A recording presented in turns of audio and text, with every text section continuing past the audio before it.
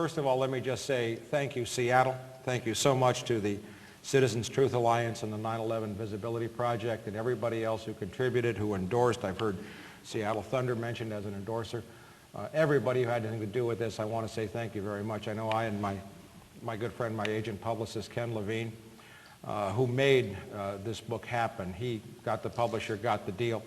Ken, by the way, is the former news director at KCBS Channel 2, the CBS owned and operated TV station in Los Angeles. So we do get defections from time to time. But there's a lot of great people that have put a lot of work into this tonight. And I was listening, I think, to Mike start when Mike was beginning, and he talked about saving the world. And since November the 2nd, we all know what happened on November the 2nd.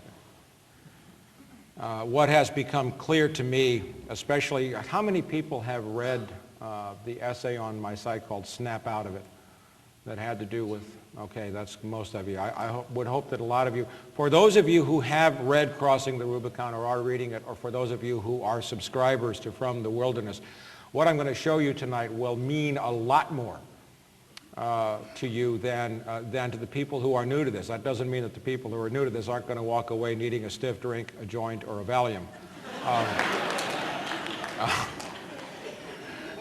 You know, or whatever makes you feel better. But we will have a lot to talk about. But for me, the issue is no longer about saving the world. The world doesn't want to be saved. Get it? I'm here to save you. I'm here to save anyone who will partake of the information that I and the incredible writers at From the Wilderness, and how many people have read From the Wilderness or looked at my website? God bless you. Well, you're all familiar then with the Jamie Hecks, the Stan Goffs, the Dale Allen Pfeiffers, the Michael Kanes, the wonderful, wonderful men and women who tell it like it is and who bring incredible skill to that. But this is no longer about saving the world. This is no longer about having a lefty, progressive, feel-good party and rally and where we can clap and cheer and throw some money at something and go home and think we've done something. I don't know about you, but I spent 27 years of my life trying to change the world, and I've been an abject failure. How well have you done? Okay? That is not to put down on any of us. It is to acknowledge the simple facts of the world that we're living in, and that it is a fundamentally different world, and there is no going back to Kansas with Toto again. Now, inasmuch as I've written this huge book, Crossing the Rubicon, most people think it's a book just about 9/11. If you've read it, you know it's not. It goes way back before the beginning of 9/11 and lays foundations, and it goes well after 9/11, because what I have tried to construct for you is a map, a landscape, a political, economic, energy landscape of the world in which we live, so that you can help, so that you can use that. If you read it and use it and study it and incorporate new data into that map to ascertain and divine and map out the terrain upon which you stand. Because the world's about to change in a big way. If we're to look at 9/11, 9/11's like an elephant that's already run over us, and it's moving away. Now more than 3 years old, 3.5 years old. Now, what's more important, an elephant that's running away from you or several angry elephants that are running right at you? Which is more important to focus your attention on? So we're going to talk about 9/11, because in talking about 9/11, we're going to talk about how it was perpetrated. Because if you understand the how and the mechanisms by which government, press, the economy, the banking system, the world political landscape were manipulated to produce a 9/11, you will have a clue as to how all of those factors can be manipulated again to produce events that are yet to come, some of which we don't know what they are yet. But it's important to understand how clear-cut the case is, because then we understand that there's an old saying that insanity is repeating the same action over and over again, expecting different results. Make sense? So, you know, let's get past some of these things like, well, I'll write a letter to my congressman, or I'll I'll write the TV station, or I'll stage a protest, or put a bumper sticker on my car. Well, that's to try to change the world. We're here to try to change ourselves and each other. You know, when you're in how many people have taken a commercial airplane flight? Okay, everybody, right? What's the stewardess say when the oxygen mask comes down? Put your own mask on first, because you can't help somebody else if you can't breathe. So what I'm here to do tonight is to help you breathe better in the face of what's coming. Then you can help somebody else, and it will probably be your neighbor, people close to you, physically close to you. We must, I think, at this point, my decision, my knowledge, my belief after almost 30 years of this is that I'm not trying to save my country anymore. My country doesn't exist anymore. But let's go over a little bit of crossing the Rubicon. Michael Kane, who's a brilliant young writer, he's 28 years old, 29 years old, in New York City. Wonderful guy. He's really into hip-hop, and he kind of came along to From the Wilderness, and he confronted some generals at the last hearing of the 9/11 Truth Commission. Because crossing the Rubicon 600 pages, he said, maybe I can condense this case that Ruppert makes against Vice President Cheney down to just some bullet points, and he did. He did a very good job of it. And we just, we'll have this up on the website here in a couple of days. By the way, whenever I do a presentation, I was up till 11 o'clock last night making the fresh slides for this with the freshest possible information. So there's very little here that's canned. This is like up-to-the-minute news. Crossing the Rubicon. In any homicide investigation, and not only did I work narcotics as an investigator with LAPD, I also worked homicide for a short period of time on loan, and I went through their training. In order to establish a murder conviction or homicide conviction, you have to establish means, motive, and opportunity. 3 elements of the crime. Any lawyers in the room tonight? You're brave. I actually saw 2 or 3 hands go up. There's another one up there.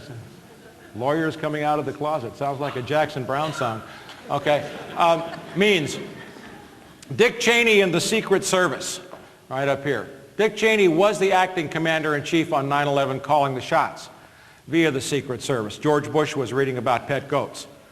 George Bush was out of the loop. Where did Cheney go? He was rushed right down to the PEOC, the bunker underneath the White House, Presidential Emergency Operations Center, where the Secret Service had, we have established in crossing the Rubicon, completely redundant command, control, and communication system with actually better technology in some cases, and we're about to break some major stories showing and proving that my speculation that Vice President Cheney was using modified promise software to override the FAA systems. We're about to break a huge story on that.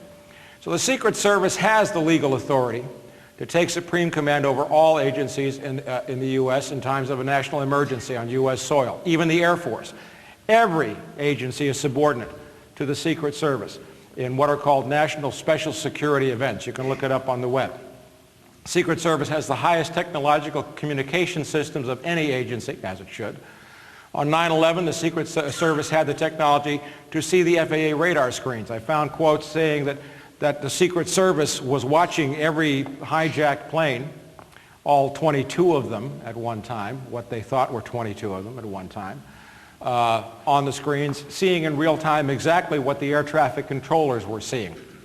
Secret Service was in the decision-making loop as early as 8:15. We placed them in New York City at WTC 7. We placed them in the FAA headquarters at that time, no later than 8:45. Everything was in place on 9/11 for the Commander-in-Chief to have full supreme control of the Air Force and all the military via the Secret Service systems and the legal mandate. Bush was doing his thing about goats. And one of the funniest lines that I got to write in this book, it took me a long time to research, but a year and a half of nonstop back-breaking work to write this book, and there were only a few times where I really got to sit back and just laugh.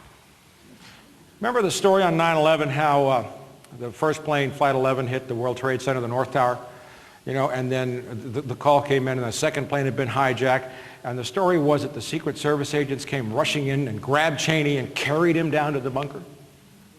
Well, the way I pieced everything together was, you got President Bush reading about a pet goat in a grade school, and his staff there already know about the hijackings. Now somebody's about to put the president on the spot to take command. Now, God knows if George W. Bush had actually taken command on 9/11, we might all be nuclear toast today for his ability to handle things.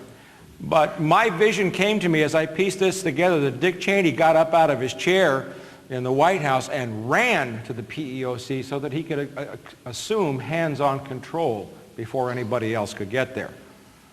So Bush, they stalled Bush. There was actually a couple of Secret Service agents. Ari Fleischer held up a sign that said, "Don't leave yet." Other Secret Service agents held the president in the school. That's why, because sitting on that stage, he could not take command of anything. He was reading to children. The cameras were on him. He had a perfect excuse, the perfect alibi for not being in command, and that's exactly where Dick Cheney wanted him. Dick Cheney was the acting commander-in-chief, and the Secret Service was the supreme command. Here's the motive for the crime: peak oil. In about 100 years, mankind has used roughly half of all the oil that nature placed on this planet. That simple. We'll talk more about that in detail. We have clearly established in crossing the Rubicon with documentary records, not only from the Vice President's Energy Task Force, but from a number of other sources, they're all laid out in the book, that there was clear knowledge that this crisis was coming a long time before 9/11. I know that Dick Cheney knew. That's also established in the book, and of course he came from Halliburton. Once the midpoint is crossed, and all oil production always follows a peak, a bell curve, and once you hit the peak, you come down, and as you're coming down the peak, no matter how much money you throw at the problem, no matter how many more wells you drill, you will never be able to produce more oil than you were at the peak. And we are now probably at peak plus or minus 1 year, maybe 2 years at the most. I'm going to close with that because that's kind of the scariest part. Almost everything in modern society is reliant upon oil. All plastic is made of oil. There are 10 calories of hydrocarbon energy in every calorie of food that you eat. I'm going to let that sink in for a second. When a farmer plants a field, he drives a hydrocarbon-powered vehicle to till the soil. Then he comes back along with a hydrocarbon-powered vehicle to plant the seed. Then he has to pump water, irrigation, and how does the electricity get generated? Natural gas or oil or coal. Then he comes along and sprays it with fertilizers. All commercial fertilizers are made from natural gas, the source of ammonia. Then he sprays it with pesticides. All commercial pesticides are made from oil. Then he comes along in a hydrocarbon-powered vehicle again and harvests it, puts it in another hydrocarbon-powered vehicle, drives it to a food processing plant that runs on electricity and throws more chemicals in it, wraps it in plastic, which is oil, throws it into another hydrocarbon-powered vehicle, which drives it to your supermarket, where you walk in, pull out a piece of plastic, also oil, and pay for it.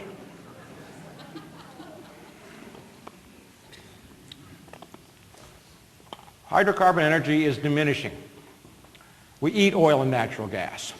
4 days after becoming vice president, 4 days, Dick Cheney convened his National Energy Policy Development Group, NEPDG, which I believe contains the deepest, darkest secrets of 9/11. And he's refused to release the documents. It became a Supreme Court case. And the Supreme Court, well, the Supreme Court, you know, how many people believe that we have a Supreme Court? We have a Republican court, of course, upheld a grossly unconstitutional action because that group was funded by taxpayer dollars that involved private corporations having access to, in secret, to a government-sponsored entity. That's blatantly unconstitutional. Suits were filed. A couple of documents came out. We'll talk about that in a minute. Dick Cheney knew about peak oil as early as 1999. And 9/11 made possible what Dick Cheney called the war that will not end in our lifetimes. I'll never forget watching him say that on television.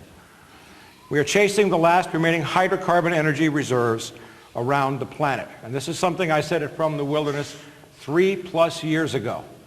And it was a map that we laid out 3+ years ago, and the world is following the map. Now, whether you believe or not that the world is running out of oil, if you are reasonably sane and off your medication, you will have to believe that the world is acting as if peak oil were real. Yes? Yes. Opportunity, means, motive, and opportunity. The war games. We broke these down, and I have to pay homage to researcher Barbara Honegger, who kept asking me to look at the war games. She didn't quite get how they all work together, but she kept hammering me, and she gave me some great information, and finally I sat down and locked myself in a room for about 2.5, 3 days with the raw data on the war games, and I saw the picture. And I saw what happened on 9/11. In May of 2001, Dick Cheney was placed directly in charge of managing the seamless integration of all training exercises throughout the federal government and military agencies by a presidential directive from the White House. The morning of 9/11 began with a series of what we put in the book of four confirmed hijack drills involving NORAD, the North American Aerospace Defense Command, and the FAA. And one was Vigilant Guardian, which was a hijack drill. We confirmed through press stories that that drill involved the insertion of false radar blips on radar screens in the Northeast Air Defense Sector. Then another one was Northern Vigilance, scheduled sometime before 9/11, which had moved large numbers of fighter aircraft out of the Northeast Air Defense Sector to Canada and Alaska, anticipating an over-the-pole Soviet attack. Now, for those of us who were my age, I'm 53, we remember the duck and cover drills in high school when the Russians were going to come over the pole and attack. Those are drills from the 60s, the 70s. That drill was scheduled simultaneously with Vigilant Guardian. We also discovered Northern Vigilance, which I have confirmed since the book was published. Somebody read the book and dug up some non-classified documents confirming that more fighters had been moved to Iceland on 9/11, and so they were unavailable to respond. And the bottom line is that when the hijackings, in quotes, occurred on September the 11th, the FAA controllers were looking at their radar screens, and we have on the record statements from Jane Garvey of the FAA, among others, that we got 11 possible hijackings, and I confirmed at the time that there were no more than 8 fighters. Now, fighters always fly together. So you've got 11 possible, but one other statement said 22 possible hijackings. That was accounting for some of the false radar injects. Then Richard Clark comes out with his book, Against All Enemies, this last year. And boy, he left more clues in that book than any detective would ever want to be happy with. But he quoted then the chairman of the Joint Chiefs of Staff, the acting chairman, General Richard Myers, who was now the chairman, as saying, we're in the middle of another exercise called Vigilant Warrior. And I was able to obtain, because of all the 9/11 books that are out there, and there are some good ones out there, I express a lot of confidence in David Ray Griffin's work, and also especially in Paul Thompson's wonderful 9/11 timeline. Paul Thompson has done some amazing work, and those are 2 books that belong in your 9/11 library for sure. But we dug and we looked, but I'm the only guy that has gone out and actually knocked on doors. I mean, I was a detective. And I've done original investigative research, and part of me wanted to do my 9/11 research like Andy Sipowicz from NYPD Blue, where I could throw people around a little bit, and kind of rough them up. But you can't do that with generals and, appointed. So I played Columbo. You got... Now, wait a minute. You got 4 or 5 different exercises going and 22 possible hijacks. What idiot scheduled all of these things to happen all on September the 11th? And nobody would tell me. I got as high as a Deputy Secretary of Defense for Public Affairs. And nobody would tell me. And then I found the paper trail, and it was Dick Cheney, who was running them all on 9/11. So,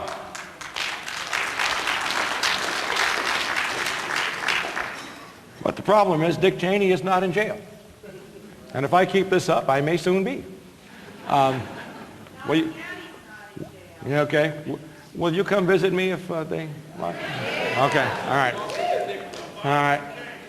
So I got a hold of this Major Don Arias. Really wonderful, a nice guy. My father was Air Force. My mother had been cryptanalyst for Secretary of State Cordell Hull during the Second World War at the Army Security Agency, which was the forerunner of the NSA. My father left the Air Force, went to work for Martin Marietta on Titan 3C, which was the booster for all of the CIA's field spy satellites. Everybody in my family had a clearance. I used to come home from school and say, "What's for dinner?" And Mom would say, "I can't tell you." But I get along good with Air Force people because I was an Air Force brat. So I'm yakking, and I make good friends with this Major Don Arias, who is the public affairs officer at Tyndall Air Force Base in Florida, which is where the first scramble orders were issued on 9/11. And he was working that day. And he finally sent me an email after I'm asking him those questions and made friends. And he actually confirmed that the live fly exercise, all of the code-named exercises have meanings in the military. They have books by who can use vigilant, who can use warrior, and what the combination of words mean. And he sent me back a written confirmation that the exercise mentioned by General Myers was a live fly hijack drill. Now what that means for you lay people out there is that an Air Force officer from NORAD confirmed to me that NORAD was flying airplanes that were posing as hijacked airliners on September the 11th. You haven't heard anything about that, have you? No, you ought to read the book. It's a good book. An interesting thing about Don Arias. Don Arias has a brother who worked at the World Trade Center. And as I'm piecing together forensically the timelines, as I'm piecing together, and my God, it was mind-breaking work. Ken saw me many times unshaven and disheveled and with kind of the mad scientist look. It occurred to me, and it became very clear, that everybody in the system knew that Flight 175, the second plane to hit the World Trade Center, had been hijacked, and nobody warned the people in the South Tower. And then I found one press account that Don Arias had actually left his post that day to call his brother in the World Trade Center and told him to get out because nobody else was warning anybody. And that was Major Arias's motive for sending me the confirmation. It's a very telling and it's a very heart-rending chapter to read the callousness with which Rudy Giuliani, Dick Cheney, General Ralph Eberhart, General Richard Myers, all of the National Military Command Center staff, and everybody in the PEOC sat there and let the people in the South Tower die because they knew the second plane was coming, and I proved that they knew it was coming, and they just let them die. Now, whoever was coordinating the Air Force war games was under the management direction of Dick Cheney, who was also in charge of another terror drill being set up on the west side of New York. It was a bioterror drill called Tripod 2 being set up on Pier 29 on Manhattan's Lower West Side. And FEMA was already there, and if you read the paper trail that was putting Dick Cheney in charge of all the war game planning back in May, he was coordinating all training, not just in the military, because the FBI, Department of Justice, Health and Human Services, Centers for Disease Control, et cetera, are not military. So all of that was placed under the aegis or under the umbrella of FEMA, Federal Emergency Management Administration.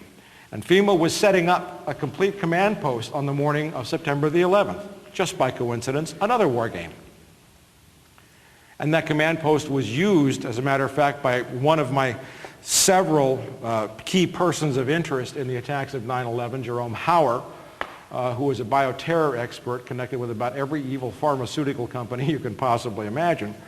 But everything led back to one man and one man only, Dick Cheney, in the basement of the White House. Now, there's two separate command centers in the White House. You have the Situation Room upstairs, which is the place from where Richard Clark, Norm Mineta, when he was traveling, but all the government officials were officially doing his work.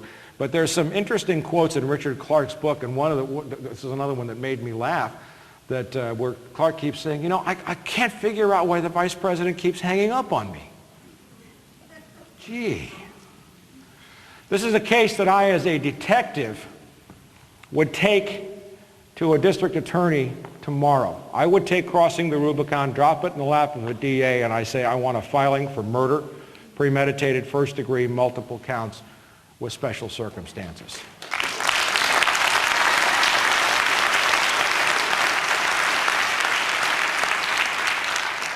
Now, we talked briefly about the Energy Task Force, NEPDG. Everybody started fighting their secrecy way back long before 9/11, way back before the first plane hit. Congressman Henry Waxman of California fought very hard. The Sierra Club fought very hard. Judicial Watch fought very hard. Lawsuits were filed. 7 pages of documents finally leaked, just 7, from the NEPDG. And among them was a list of every oil company and every bit of ownership in all the oil fields in Iraq, Saudi Arabia, and the Emirates. That's one of the things that we're listing. Basically what they were talking about was, where is all the oil in the world and who do we have to deal with, bribe, kill, or make friends, or blackmail to get it? Now, as you put the maps that came out of NEPDG together, this is a map I constructed from their maps because I had to do a cut and paste overlay, but this is the oil fields they were looking at. Now, I want you to understand something. That right there, ladies and gentlemen, is 60% of all the recoverable oil on planet Earth. 60%. If you overlay that into the state of Texas, you see roughly the size of the area. Now, where have we deployed since 9/11? Well, gee, we deployed all around here. We put troops up here in Georgia. We've occupied Iraq. We've got Turkey's part of NATO. We're heavily involved in Israel. Yeah, we've got troops now in Yemen and Djibouti. The British control Oman. We have surrounded 60% of all the oil on the planet. It's consistent with the motive, is it not? And that 60% is going to become very important when you understand that, we'll come to this later on, oil discoveries have been in progressive decline since 1962. There's no more oil to find. I will prove that to you before the night's over, or very little oil left to find. So if that's all there is, that's what you got to get. And whoever gets it eats, and whoever doesn't get it dies, which is going to make Iran all the more critical, which is part of that herd of charging elephants that are descending upon us. Let's go back to May 2001, a critical month, when the NEPDG report was released. America in the year 2001 faces the most serious energy shortage since the oil embargoes of the 1970s. Estimates indicate that over the next 20 years, U.S. oil consumption will increase by 33%, natural gas by well over 50%, and demand for electricity by 45%. U.S. energy consumption is expected to increase by about 32% by 2020. Between 2000 and 2020, U.S. natural gas demand is projected by the Energy Information Administration to increase by more than 50%. Yet we produce 39% less oil today than we did in 1970. 1970 was the year that the United States oil production peaked. We have been in irreversible decline since 1970 within the United States, leaving us ever more reliant on foreign suppliers. On our present course, America 20 years from now will import nearly 2 of every 3 barrels of oil, a condition of increased dependency on foreign powers that, quote unquote, do not always have America's best interests at heart. My response to that is, why the hell should they? These are the war game exercises. Again, part of this, I would encourage you to get the book and read it so that you can understand what happened on 9/11, because you will look ahead for future announcements of war games or anything like war games, and you will look for possible connections or possible patterns developing similar to that. And I want to stress that since the book has been published, I've confirmed 2 more separate war games, all of which were scheduled on September the 11th. I'm going to skip through some of this. This is all, I mean, does anybody doubt that Condoleezza Rice was lying when she said we had no idea that anybody would use a plane to crash as a weapon into a building? Okay. I mean, there were drills for it. The World Trade Center was even set aside as a target. We've confirmed a number of lies. We've confirmed numerous lies and inconsistencies in the Kane Commission report. This is the quote from Richard Clark's book, where he says here, not a pretty picture, Dick. Dick Myers, himself a fighter pilot, knew that the days when we had scores of fighters on strip alert had ended with the Cold War. We're in the middle of Vigilant Warrior, a NORAD exercise, and that's the one where I got the email from Don Arias confirming later that that was a live fly drill. Here's the excerpt from the email that I received from Major Arias. Excerpt of email.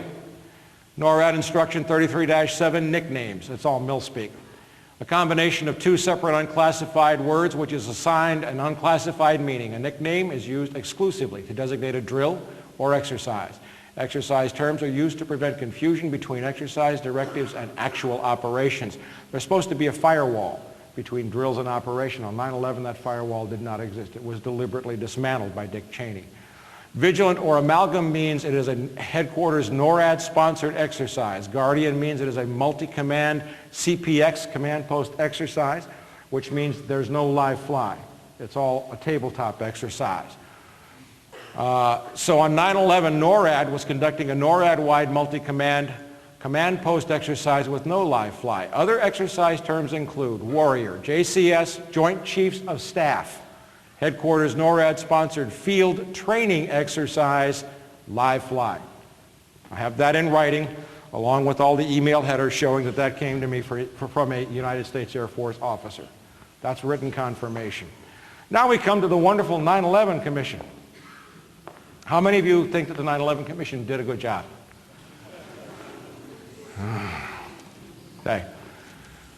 We just went through, Michael Kane did this again, and this was the original submissions to the 9/11 Commission from all the evidence, from all the witnesses who had testified for them about the timing of specific events on September the 11th. This is what their final report was, and what that means is that after they'd taken all the testimony, they went into chambers and wrote their report and came out with this whole new list of times, and nobody had ever submitted those times. It's like the judge going into chambers in the middle of a trial, having looked at the evidence from the defense and the prosecution, and the judge walks out with a whole new set of evidence that nobody had walked into court with. And you know what the military said? Gee, thanks, we're glad you straightened us out.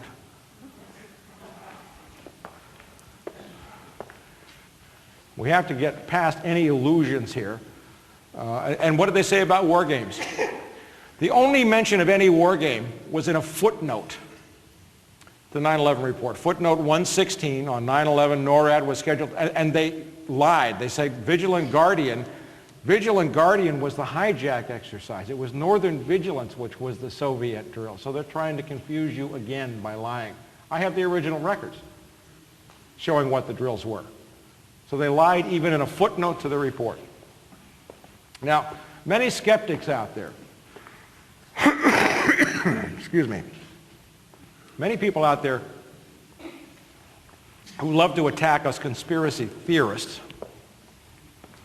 I don't deal in conspiracy theory, I deal in conspiracy fact.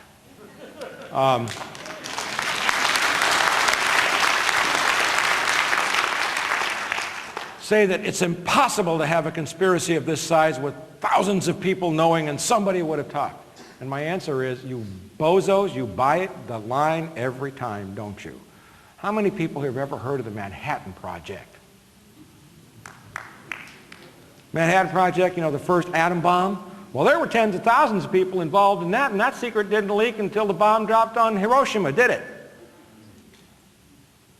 How many people have heard of the F-117A stealth fighter? Gee, that was a secret for a long time. Thousands of people involved in that. That didn't leak until they finally announced it. Of course, they crashed a few and all that stuff, but people didn't really know what it was.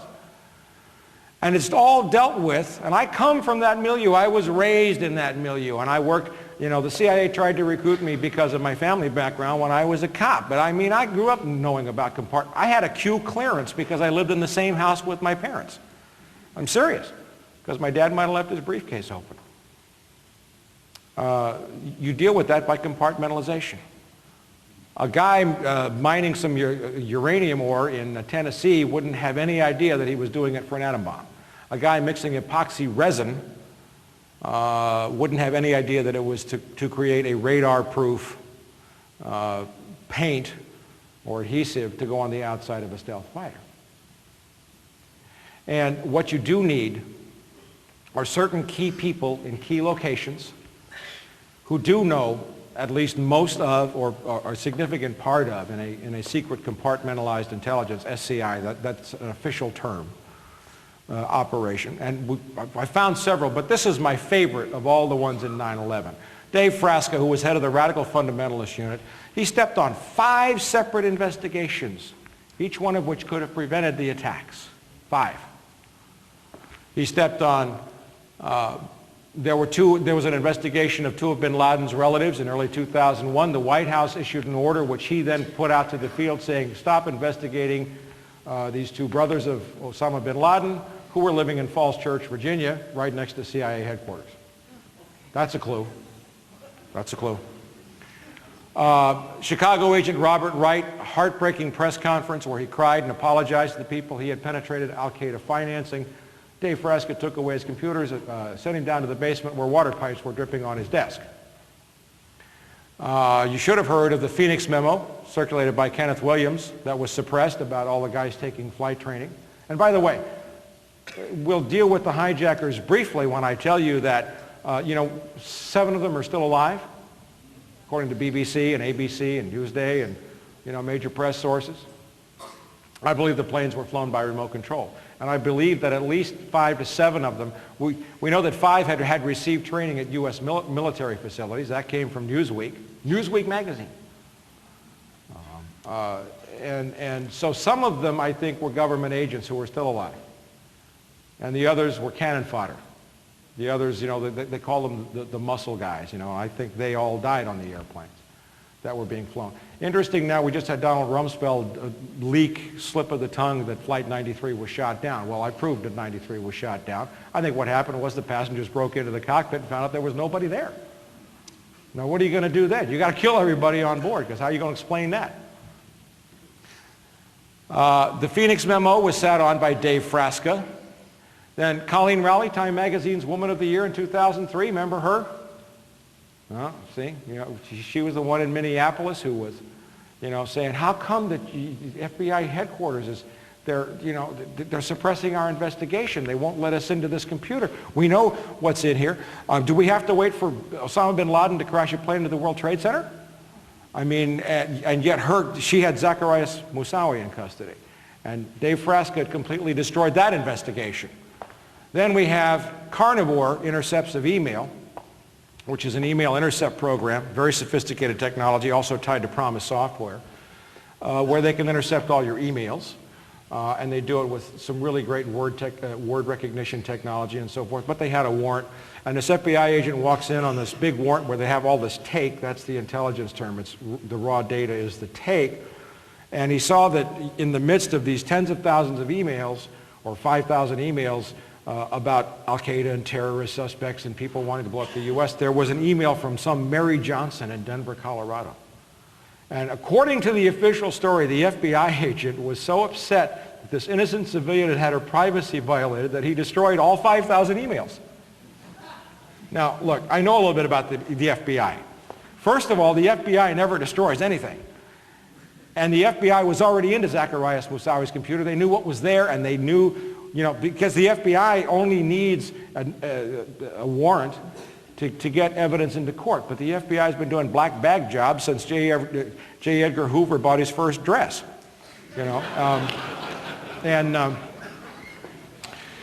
Kenny just wrinkled his brow over that one.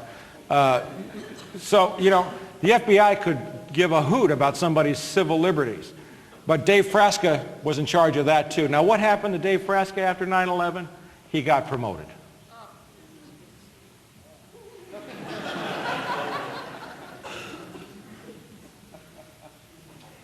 Okay. Remember that first elephant with the 9/11 across its butt? That's 9/11. It's over. We all took our best shot. I took my best shot. Now, my book is still out there, but when I say I took my best shot, I mean that in terms of maybe having somebody in government come to senses, a trial, an indictment, an impeachment. Of course, I don't believe anything like that. That's not going to happen. It's not going to happen. Now, there's other elephants coming at us now in the wake of 9/11. But if you read Crossing the Rubicon, you get how these guys work and how they think. I started the first part of the book with detailed emphasis on what? Economics. Did I not? How many people here read the book? Because you've got to understand how money works. Unless and until you change the way money works, you will change nothing. And of course, it may be too late for that anyway. If you were to take a dollar bill out of your wallet and hold it in your hand, and a little glass of crude oil in the other hand. Now, what does the dollar bill represent? If you distill it down, it represents the ability to do something, right? To do work. To buy gasoline for your car, to drive your car, to buy a house, to take an airplane ticket, to buy food, to whatever. It represents oil is the ability to do work. Money has no value without oil. Von Clausewitz, who said, talked about the fog of war, said that politics is war is a continuation of politics by other means. If he was right about that, then politics is a continuation of economics by other means. And economics is a continuation of energy by other means. You keep looking for the root of the root of the root. We come back to oil. All oil production always follows a bell curve. This is one field. And, let's say, back Giant, the movie Giant with Montgomery Clift. Was it Montgomery Clift? And Elizabeth Taylor and whoever. James Dean. Okay, so they drill a well, and the guys are getting showered in the oil and we're rich. Well, that's what happens when you drill this first well. It's all under pressure. Now, reservoirs are not like a glass because it's sedimentary rock, and it's source rock, and sometimes it's more porous and less porous, and there's all kinds of geologic factors that come into play, but the pressure goes down, but you drill more wells and your production goes up, and eventually the level goes down and you pass this peak and you come down. And that applies whether it's an oil field, the oil in one country, or the oil on planet Earth. The model is the same. Oil discoveries peaked in 1962.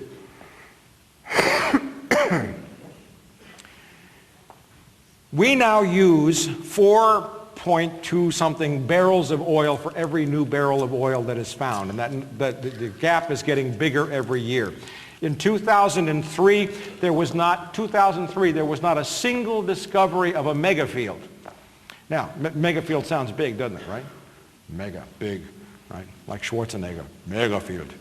500 million barrels in a mega field, right? The world uses 1 billion barrels of oil every 11.5 days. In 2003, we didn't find a single field with 500 million barrels. That's a clue. Oil discoveries are way off. So there was a great prophetic scientist by the name of M. King Hubbert who predicted way back in the 50s that the peak of U.S. oil production would come in 1950. They damn near burned him at the stake. I know, I've been close to that a couple of times. And you know what? He was right. So he used the same model to predict a world oil peak somewhere between 2000 and 2010, 2012, based upon consumption. Now, these are creaming curves here, which show actual use. This was the predicted model curve, which shows a peak just shortly after here. But you can see that the creaming curves are all skewed this way. This is hydrocarbon production. This is world population. This is hydrocarbon production per capita. And hydrocarbon production per capita actually peaked on planet Earth in 1979. But notice what happens here, which is what all the ecologists, like my dear friend Richard Heinberg, and all the great writers who have talked about peak oil calls overshoot, where the population and the demand overshoot the ability to produce and sustain the population. This is the model that is applying to world events right now. From the Wilderness, my newsletter has been active on peak oil since right after 9/11. I have an incredible science editor Dale Allen Pfeiffer, who was a geologist, who has done some of the most amazing prophetic writing. He has been right so far ahead of the curve. I mean, and I'll show you some examples later on. But finally, on October 1 of last year, when I say we did it, I don't mean from the wilderness, because there are a great many people who were there on peak oil before I was. Colin Campbell, Richard Duncan, Walter Youngquist from Eugene, Oregon, Kenneth DeFays, many other people active in many, many groups around the world. But we did it because on October 1st, the G7 group of nations issued a joint statement saying we have no idea how much oil is really left. And we need to find out. Now that was after Shell had downgraded its reserves 3 times in 1 year. Now, let me talk briefly about reserves before we move on. Oil companies trade their stock on Wall Street. They raise money that way. If I'm BP Amoco and I discover a field with 600 million barrels of oil, and I announce that all in 1 year I have to pay taxes on 600 million barrels of oil all in 1 year. Do I want to do that? No. So I say I found 100 million barrels this year, 100 million barrels this year, 100 million barrels this year, and that gives the false illusion from an accounting standpoint that more oil is being discovered in old fields. It's pure accounting hodgepodge. It's hocus pocus. Secondly, the more oil that I state, there are many different levels of reserves. There's proven reserves, there's estimated reserves, ultimately recoverable reserves, all of which are accounting terms. And we even found that Dale Pfeiffer was digging through a report from the Energy Information Administration about reserves that it says are in the ground. And there was a little footnote. You got to read the footnote sometimes. It's a pain in the ass, but it really pays off. Because the footnote said the Energy Information Administration adjusts estimated reserves based upon anticipated demand. What? Huh? Anybody see this last June? All right, let me plant a thought in your mind before we go on here. I get asked this question more often than any other question. And what it reflects to me is not so much ignorance as the fact that you, like me, like every victim out here who has been conditioned by television and radio and National Public Radio and, all of this mind control that's out there, we have been conditioned not to think critically. And probably the single most important question I'm asked, the single most frequent question I'm asked is, hey Mike, now you can fill in the blank anything you want to. What if the aliens come tomorrow with this whole great new technology? We'll be saved. Okay. Or what about hydrogen? Hydrogen is an insult, a chimera of the most evil kind. Okay. What about zero-point energy? Been demonstrated in the laboratory.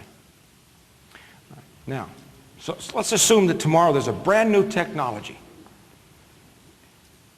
Will that brand new technology work in your 1996 Toyota Tercel? No. There are 700 million internal combustion powered vehicles on planet Earth. Each one of those vehicles, according to a couple studies we found, takes on the average between 12 and 15% of all the oil it will ever use in its lifetime just to make. Ah, who had it? All right, I love you. Would you like a cigarette? You read this article here. You've got to make 700 million new vehicles, and that article alone tells you there are 7 gallons of oil in every tire. Now, how are you going to get the minerals out of the ground, build the new factories? That's all hydrocarbon energy. You got to transport them, you got to melt them, you got to generate electricity, move them down, you got to make the paints out of oil, you got to wire the vehicles, that's the plastic, you got to... Do you understand that it's a no-win solution? Professor David Goodstein of the California Institute of Technology wrote a great book. Says very clearly it takes 30 years to change an energy infrastructure. 30 years. We haven't even dealt with the infrastructure issues. Some of the mainstream stories that have acknowledged peak oil, ABC News. This just came out from MIT just 2 days ago, 3 days ago.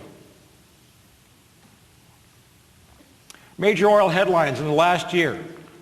National Geographic, BBC, Interpress News Agency, Moscow Times, Jane's Defense Weekly, Jane's Intelligence Review, one of the most respected publications on the planet.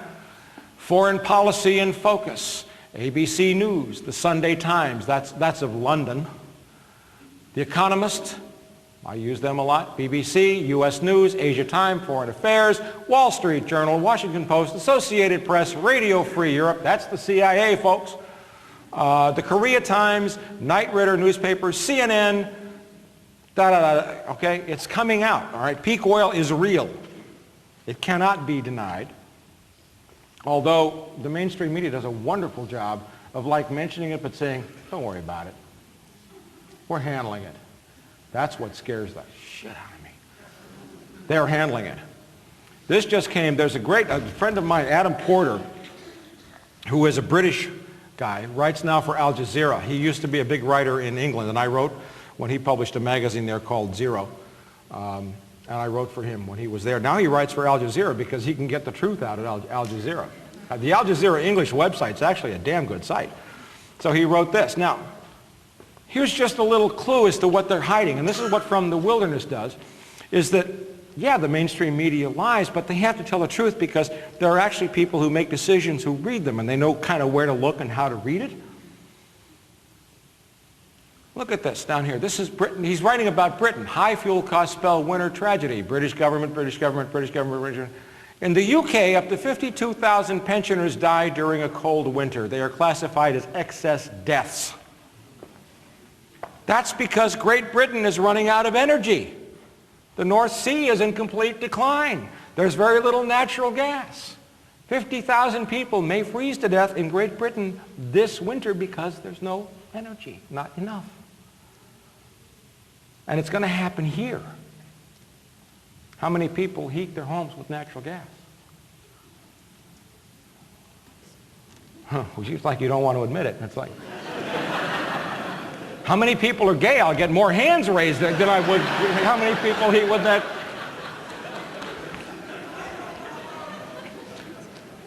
Okay, how many people here think, oh no, I don't heat with natural gas, I heat with electricity, that's different. Hey, where do you think the electricity comes from? They burn that. Okay, some of it's hydro, but for most of the country it's natural gas or coal. Here's an interesting quote. And this, ladies and gentlemen of the jury, is how I might present to you absolute proof that peak oil is real. Quote, if the actions rather than the words of the oil business's major players provide the best gauge of how they see the future, then ponder the following. Crude oil prices have doubled since 2001, but oil companies have increased their budgets for exploring new oil fields by only a small fraction. Likewise, U.S. refineries are working close to capacity, yet no new refinery has been constructed since 1976. And oil tankers are fully booked, but outdated ships are being decommissioned faster than new ones are being built. Is that logical? It is logical only if you understand that the oil companies know that there's no more oil to find and they'll never get a return on investment if they keep building new ships and new refineries that are never going to get paid for. Does that make sense?